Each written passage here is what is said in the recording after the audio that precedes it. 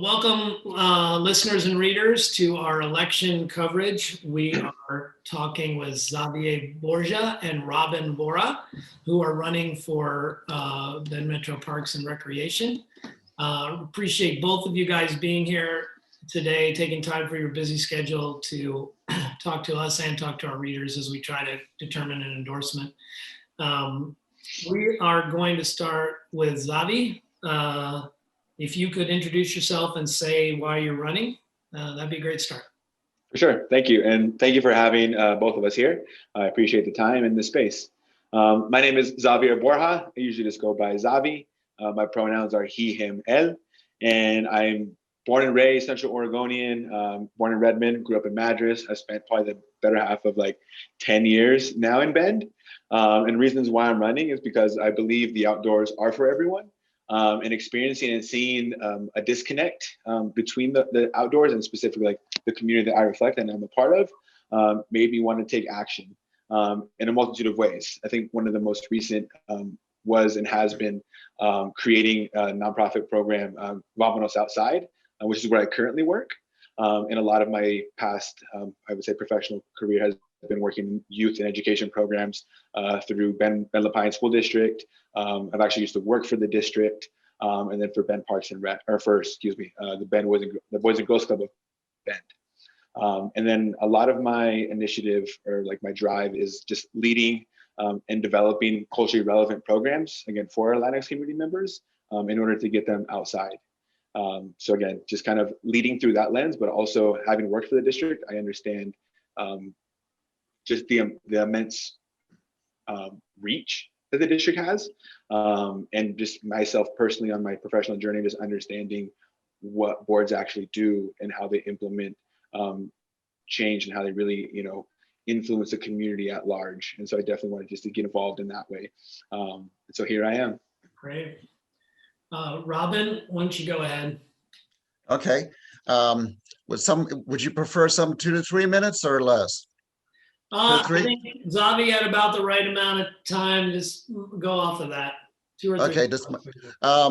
Okay. Well, my journey has been from Bombay to Bend. I'm from India. I lived there my first 13 years. My father was Indian, my mother from a farm in Mississippi. I have master's degrees in wildlife biology, forestry, University of California, University of Idaho. Worked for the U.S. Forest Service, U.S. Fish and Wildlife Service for 39 years in 7 states. I've also had assignments overseas. I worked as a biologist, ecologist, manager. My last 19 years, in Bend, I've served on a half dozen city committees: urban growth boundary, urban renewal district, transportation, historical landmarks, on the boards of soil and water conservation district. I was 10 years on the Orchard Neighborhood District board. My priorities running, as Bend Park and Recreation Director, completion of river trails, needed future parks, especially in underserved neighborhoods, more native vegetation and less irrigation in parks, river fish passage, expanding the trail network in Bend, maintaining the diversity of programs, and serving all population groups. And towards these priorities in the last 19 years in Bend, I've advocated for and assisted with acquisition of 4 parks: Orchard, Canal Road, Goodrich, and Miller Landing. And I can expand on that if you'd like. I served in the Park and Recreation District Committee. I go to Parks and Recs board meetings at times, most recently on SDCs and parking at Farewell Bend Park. I talked to Assistant Superintendent of Bend La Pine School District and putting a sidewalk around the ball field at Marshall High. I got Park District to landscape the entrance to Juniper so headlights don't flash into the living room windows across the street. I pull knapweed in Hollingshead every year, and occasionally 1 year in Orchard Park. And I've benefited from a number of programs that I've taken at Bend Park and Rec. Prior to coming to Bend, I was a soccer coach for 7 years, youth soccer coach. So I think, we have a great park and recreation district. I think I have a background that I could offer that would, that would help. And I'd like the opportunity to contribute more directly as a board member. Thanks to both of you. So you each touched on a little piece of this, but we want to ask a little bit more specific question. What are the biggest issues concerning the district in your opinion? And we'll start with Robin for this one. Well, let me start a little broader. I think that the two biggest issues in Bend that most people would, reply to on a community survey would be traffic congestion and affordable housing. I think parks and trails would be on that list if we didn't have a good park and recreation district. Because I think people here really value the outdoors and value the parks. But people are not complaining about it the way they are about those other two things. I think the district's four goals, from what I understand, are trails, underserved and underrepresented community diversity, equity, inclusion, COVID recovery, relationship with other agencies, childcare, and some degree transportation. I think, maybe five of all those things, affordable housing and SDCs is an issue. Mirror Pond has always been a difficult issue the whole time I've been here. Equity and underserved communities, trail connections of various kinds and difficulties with getting them, and new parks in places where you don't have parks. I mean, that would be a list of some. Great. Zavi, would you like a repeat of the question? Please, thank you. Okay, just simply, what are the biggest issues in your mind concerning the district? For sure. I think the first two biggest concerns are one, growth, right? And I think that's a multitude of other issues coinciding with growth, that being like affordable housing, SECs, new parks, trails, trail connectivity, I think all again coincide with the growth issue. And I think the second issue is more prevalent as far as the pandemic and how we move through that, figuring out what that looks like and how that looks like between especially our recreation opportunities, and ensuring that patrons, one, feel safe and that we're following state and local guidelines for that. But I think most importantly is just ensuring that patrons feel safe in and when we do open up recreational programmings, as well as like staffing those positions as well. So I think those two things are kind of the biggest issues right now. And again, those are very layered and nuanced, which I feel like we'll get into those deeper questions as far as, again, like Mirror Pond being an issue, right? And then SDCs, affordable housing, homelessness. But again, I think the two overlying issues are growth and then moving past the pandemic and what that looks like. I mean, I don't know why you thought we were going to talk about Mirror Pond. I mean, that's weird. That's so weird, right? It's odd. Zavi, we'll start this one with you. What are your thoughts on the impact of COVID on the parks budget, and what is that going to mean? I mean, it's a tremendous loss, I think, recreationally, right? I think we're still able to get, we're a special district, tax-wise, so we're able to get those funds continually. But I think recreational-wise, I think that's where the biggest hit was and is. Yeah. Great.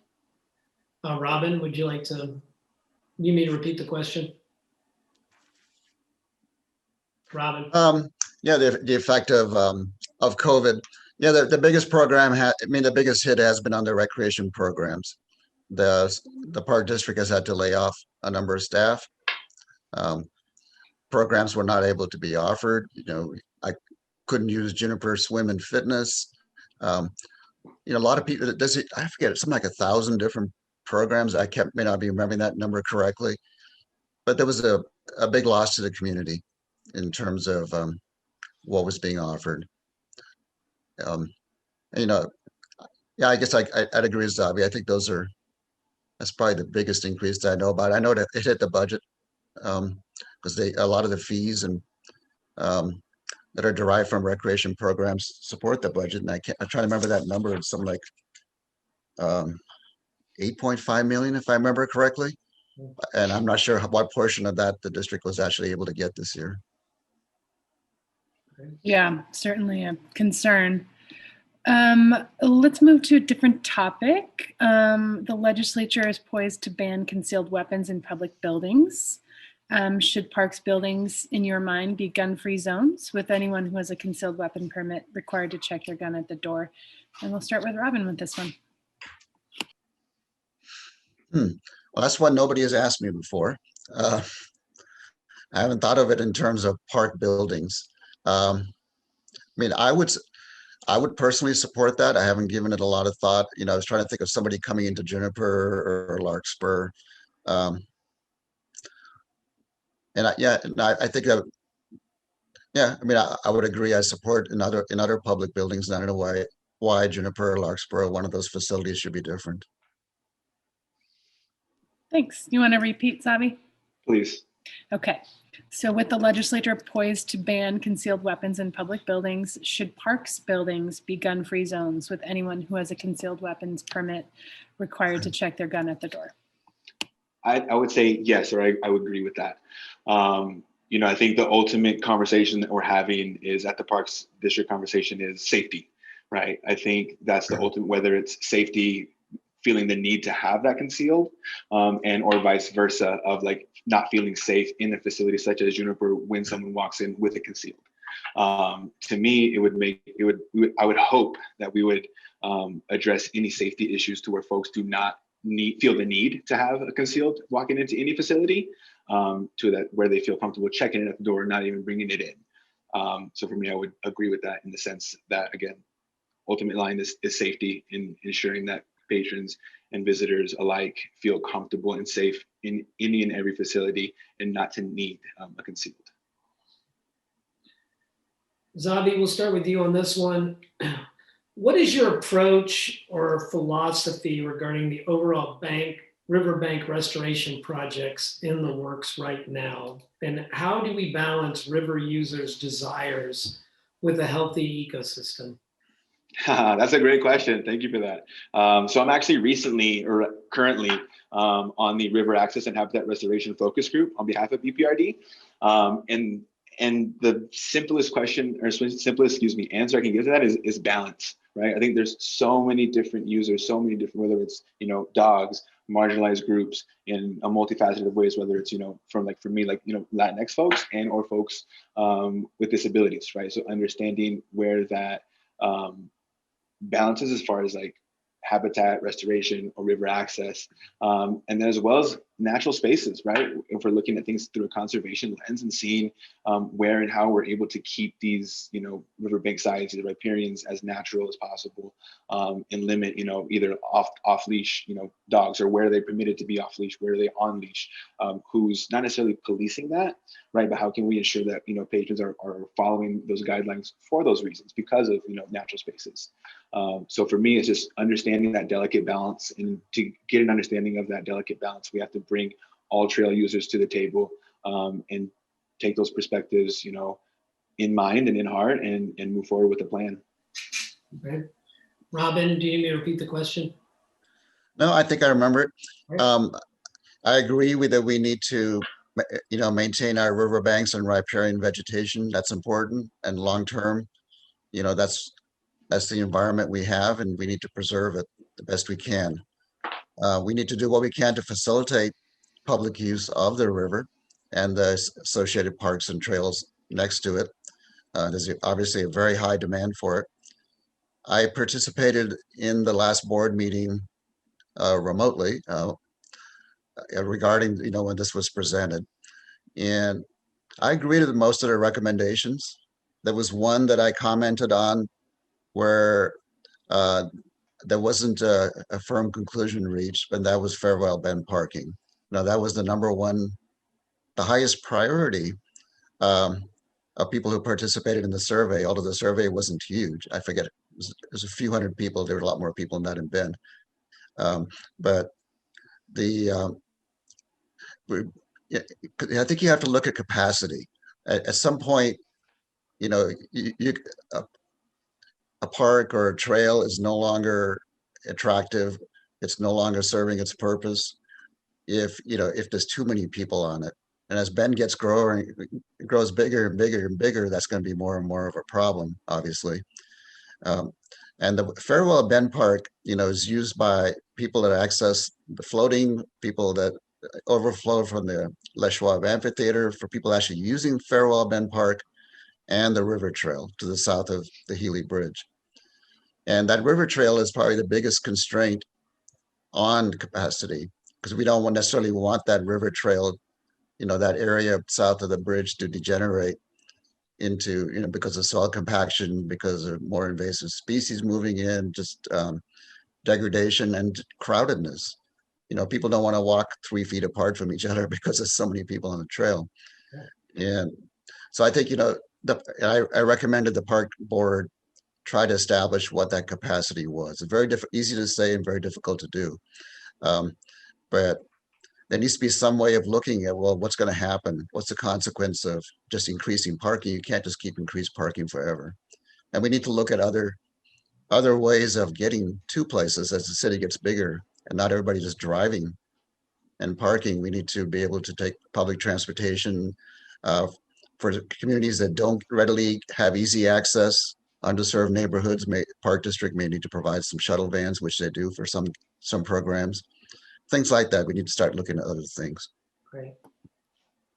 Thank you. So wait for it. Because this is such a dense issue, we're going to compact the denseness into a lightning round. You might be able to imagine what I'm going to ask next. So this is for Robin first. Lightning round, which means a quick response. What's your opinion on how BPRD should handle the dredging of Mirror Pond?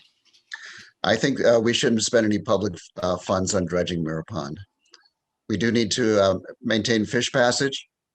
We don't have power with the Newport Power Dam, but fish ladders existed twice in the past, and we need to find a way to get it restored. Wow, good job on the lightning round. Zavi? I mean, very similar answer. It's like, I think last time they chose the dredge was in the 80s. They revisited it in the 90s. 10-year span, doesn't make sense to use a lot of dollars that way. Focusing on the fish, and focusing on the fish. Just keep it at that delight. Fish passage, focus on that. Well done. This is not a lightning round. Zavi, Okay. we will go to you next. This one concerns trail interconnectivity. And do you Awesome. feel like Ben Park and Recreation is doing enough toward the cause of a safe multimodal transportation system or transit? That's an interesting question. Thank you for that. I think it depends who you ask and where you live.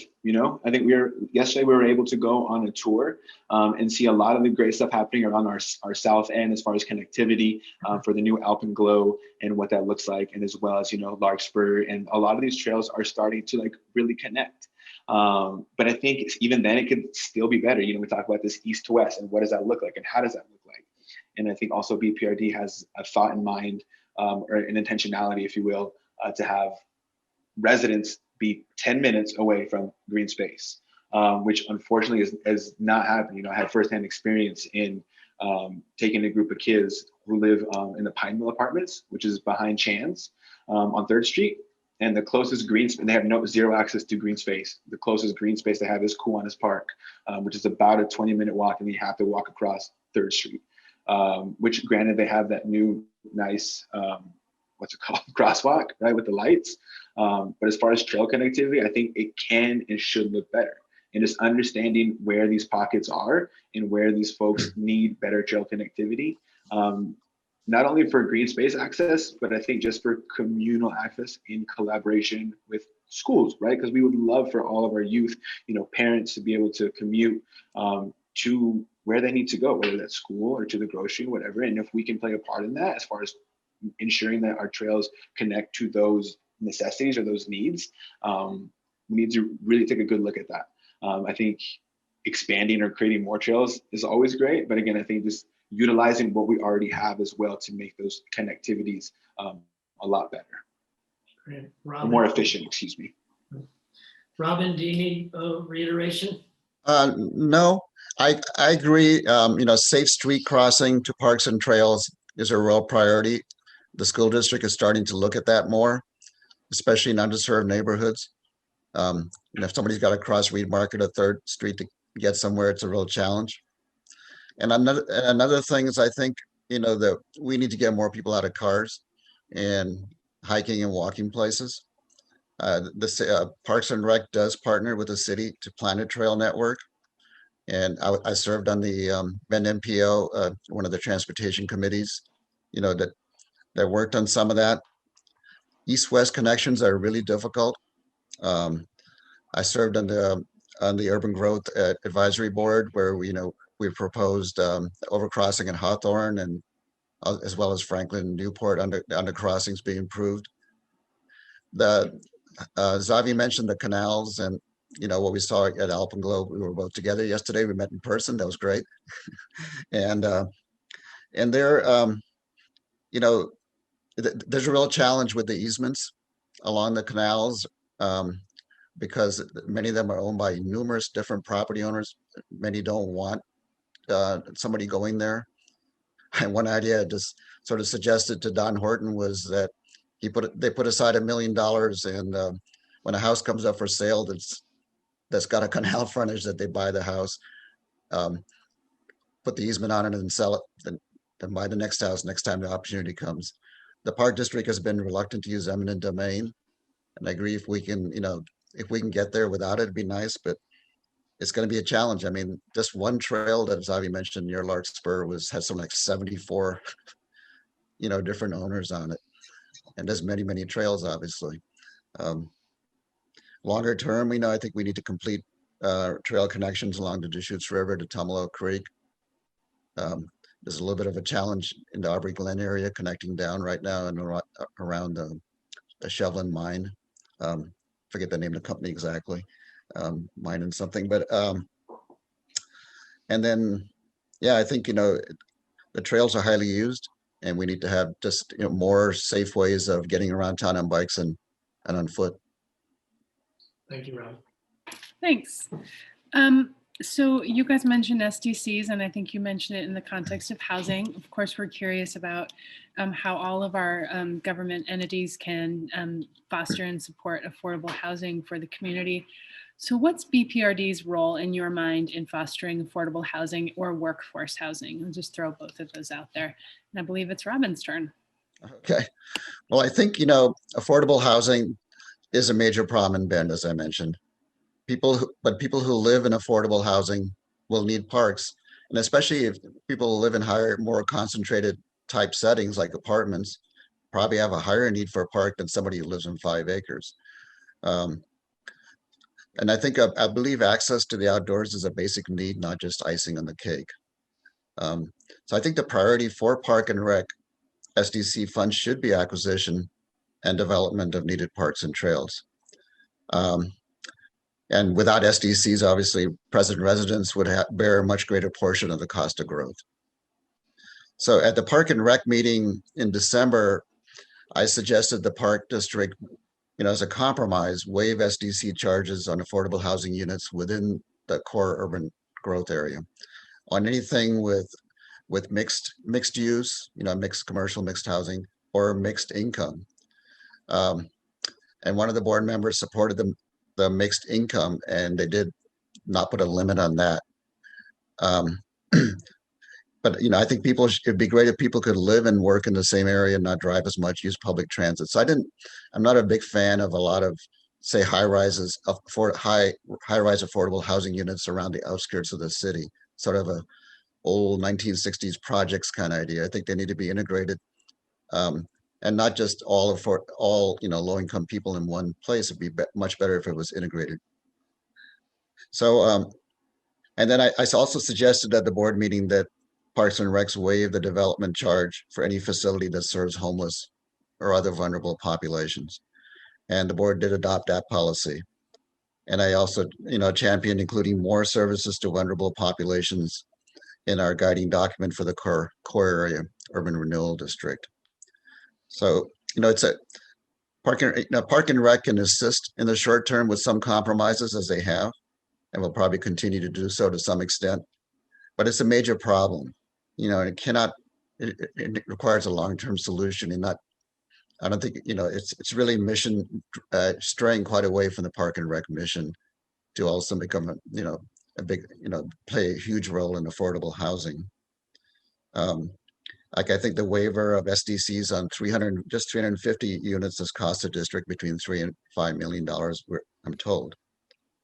And I think, another solution the city ought to look into is, Portland, for example, I think people are looking at passing a bond that more directly addresses affordable housing. I think that'd be a more straightforward way of doing it. Thanks. Zavi, would you like a repeat of the question? Please. Okay, so I'm curious what you believe BPRD's role in fostering affordable housing or workforce housing in the district. Thank you for that question.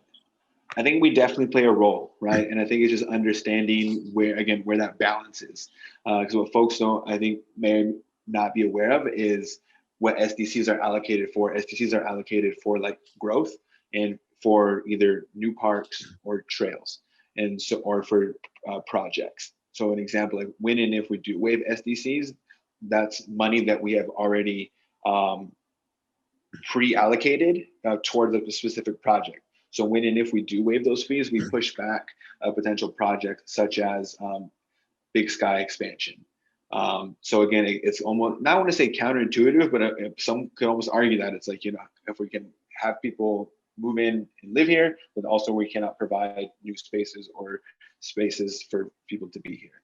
So I think it really is working in collaboration with other governmental entities to come up with a solution and figuring out where and how we can allocate dollars. I don't want to say elsewhere, because we definitely do play a part in that, but just seeing where it can, at least on our end, maybe limit that a bit. And I think really being intentional with, I think, whom we're waiving those fees for, like a habitat restoration kind of areas, and like what does affordable mean and for who? Like, because right now it's like developers, right? But some of those developers may not even be in the Bend area, that may be from Portland to where, just really taking a look and examining what affordable is and for whom.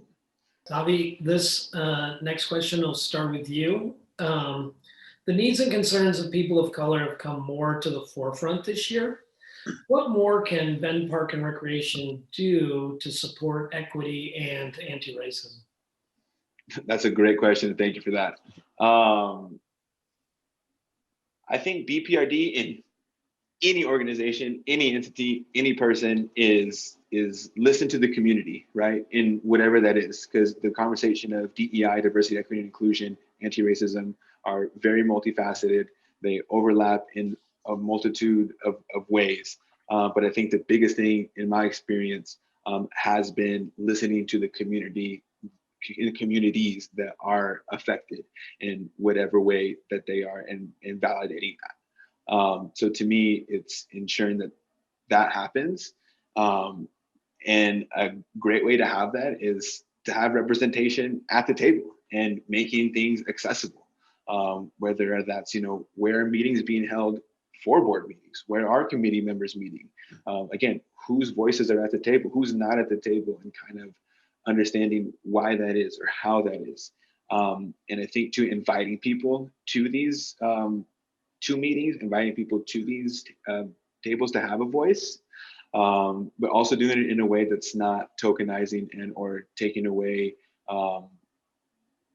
from the people that they are, just to be almost feel used for, like, in any way that might be, just being aware of that. So I think the biggest thing is just having an open ear and listening to the community, especially marginalized groups, kind of, they know what and how they are being affected. And it's our job to hear that out and then to act accordingly. Great, thank you for that. Robin, would you like to repeat the question? No, I agree with Zavi that we definitely need to listen to the community, the variety of communities around Bend, especially disadvantaged communities. Bend Park and Recreation needs to provide a diversity of park and recreation programs for everybody. I mentioned, people living in concentrated settings may need additional facilities. Programs may need to be, designed differently to meet different needs and preferences. I know we need to do equity mapping. Don't ask me technically how you do that, but I think that project is being undertaken. Relationship to income to prioritize new parks. I know the district has $100,000, I believe, or so program for scholarships for families to participate in scheduled programs. If the money was there, I could see that, that being increased. We could do more training of employees, modification of hiring practices, increase of minorities within management ranks. It'd be great if you walked into Juniper and, the different people that looked more like you, sitting behind the desk and not, a variety of different backgrounds and races. Obviously, the largest minority population in Bend is Latino, and Parks and Rec does have a Latino community liaison on its staff to try and facilitate that communication. Um, yeah, I attempted this when I first came to Bend when I was on the Orchard District Neighborhood Association. We worked with the people who lived around Orchard Park. Our association board was involved in the design of that park, and we tried to get those folks involved in that. We wound up with what was meant to be a little round gazebo, but it doesn't quite came out the way we thought it would, and that small little soccer field over there. Otherwise, there's a pilot childcare partnership with Housing Works that in Ariel Glen that things like that we're looking into. The Park District is looking into. We mentioned safe crossing to parks and trails from neighborhoods that don't have them. Or you can do things like translating web pages and Facebook into Spanish and so forth. And one other thing is, the district has long had a programs in therapeutic recreation for disabled residents, and I think that's really important.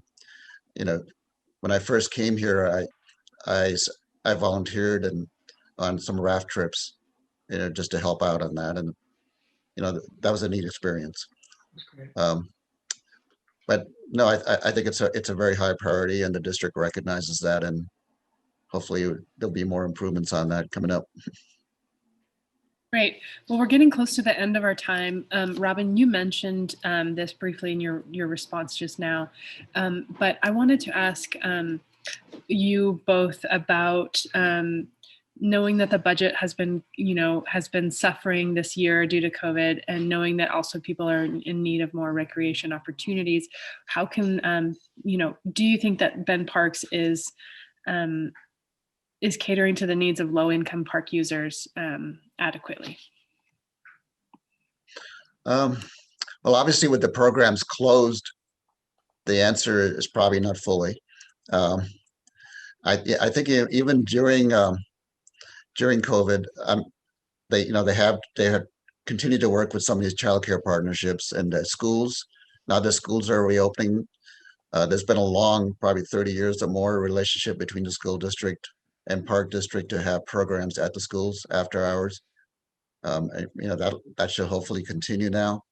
But I think it has to be a priority. It might, again, program fees, SDC fees, these things are not, you just can't take money from one pocket, one and put it in the other one. And so the money would have to be there. I can't say that I have, the level of knowledge of budget at this point that I could tell you where exactly the money would come from. But I think we definitely need to have more funding for those kind of programs. Okay, Zavi, I'll repeat the question. Thank you. So I'm curious what your thoughts are on knowing that the budget has been suffering this year due to COVID. What, if anything, BPRD can be doing to support low-income park users and in recreation programs as well? 100%. I think that's a great question, and something that I realized when I worked for the district, even prior to COVID. And to me, it's not reinventing the wheel. I think there's a lot of nonprofits, a lot of organizations that are kind of doing this work, this type of work, to where it's collaborating with those entities. And like I said, I realized this, and the district has realized this back when I was working with them. I believe I was able to co-create a program through the Ariel Glen apartment complex, where the East Side, where Bend Boys and Girls Club has their facilities, to run a summer free program through Bend Parks and Rec, and we would walk the kids to Pilot Butte for that free lunch there, partner with state parks. They already have a ranger there to do an interpretive program. So again, reaching that population, reaching those community folks. Again, the community's there, the organizations are there. It's just leveraging that, understanding where the need is, and assessing correctly to where, it wouldn't take, to my knowledge, allocating more funds that way, maybe for like any other staff. to lead that program, which at the time that was me. But again, being able to have that infrastructure, all these things already exist. It's just reaching out to the community and the community leaders that are already doing this work to continue to move that forward. Because I think, Robin mentioned this earlier, Katia does this every day. That's just her job. But she's very limited as well in her role, working maybe only 25 hours a week as one person. And again, there's a multitude of other communities underserved, underrepresented. And I think, the Therapeutic Recreation Department does an amazing job in that as well. And BPRD working alongside, Oregon Adaptive Sports, working with Pat, a great deal to, again, a lot of these community folks are already doing this work. Where and how can we partner with them? Well, we are towards the end of our time here. Collectively, I'd like to open this last question up to each of you to just give us a sense if there's anything that we missed that you'd like to talk about, and if there's anything that differentiates you from the other candidate the listeners should know. And Zavi, why don't we start? For sure. I mean, I have not much to say, really. I'm really grateful for these opportunities. I've been able to serve on a lot of different nonprofits here locally. I'm really proud of, being a part of the Latino Community Association, being on that board, the Heart of Oregon Corps, a lot of different equity committees through the Children's Force Network, being able to lead DEI as a co-chair throughout the network, at a state level, being able to work through and with the governor's office and work on legislative barriers and how we can assess that through the roadmap to the outdoors and the governor's racial justice council for equity in that committee. And I think for me, the biggest thing that separates, me apart, I would say is age. And I think that can be looked on negatively as far as like being maybe a younger candidate in this race. But I would almost argue that would be an asset and the benefit for the reason of, we want to look at Bend Parks and Rec holistically and understand that we need younger voices at the table to ensure the longevity, in continuing, both Robert and I have mentioned that, the Parks District does a great job already, but just continuing ensuring that happens, and as well as like myself personally, having representation, as a Latino, I think, and identifying that way, I think is a huge asset for the district. And as Robin mentioned, that's our second highest demographic in the area, and it's only growing. And again, having that voice at the table almost provides a duality of that, right? Whether it's a younger voice, younger candidates, and I think also just to get those folks involved, younger folks to get involved in whatever way that is, in any volunteer position as this one. And I think that those would be my closing remarks. And again, I appreciate the time and the space. Thank you. Thank you. Robin? Yeah, I care deeply about parks, recreation, trails, recreation programs here in Bend. I think my community service, I think community service is important. I believe I could use my professional, long career in natural resources and volunteer experiences over 19 years that I mentioned briefly, to make significant contributions to park and recreation management. I've been closely involved, as I mentioned, a number of times with Bend Park and Recreation over 19 years. And as a board member, I would really look forward to being more deeply engaged in all aspects of district programs and to make a significant contribution to the district and my community. Well, we just want to thank both of you for being here. Obviously, voters have two awesome candidates to choose from in this race, and that's just such a blessing. Just want to thank you for taking part in the democratic process and for being here with us. And best of luck. Well, thank you. I'm sure Zavi agree with me. Our pleasure. Yeah. Appreciate the time. Thank you for the space. Yeah, thank you for doing this.